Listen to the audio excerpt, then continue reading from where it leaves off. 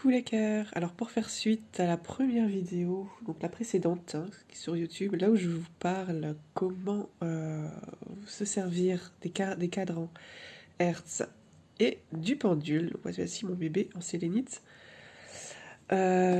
pour mesurer vos Hertz. Alors les Hertz qui n'ont rien à voir avec les unités bovis, le taux vibratoire, l'état de santé et tout ça.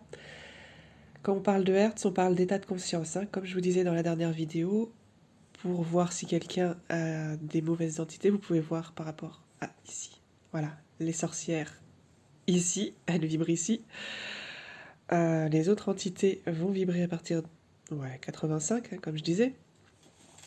Et voilà, donc quelqu'un qui est dans un parcours ascensionnel va commencer à partir de cette zone-là. Voilà.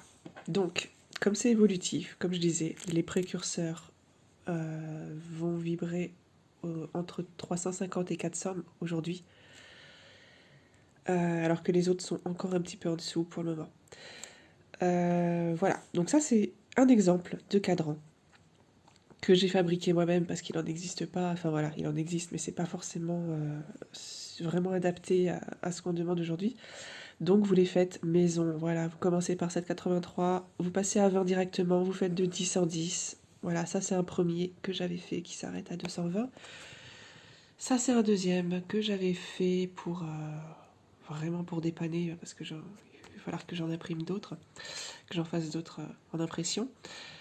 Voilà, ensuite vous pouvez continuer à partir de 400 si vous vibrez plus.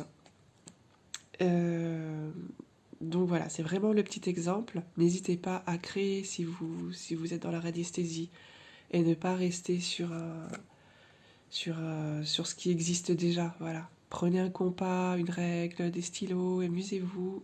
Voilà, ça vous permet d'être dans la création. Vous pouvez créer vraiment ce que vous voulez. Amusez-vous et surtout restez connecté avec vos guides.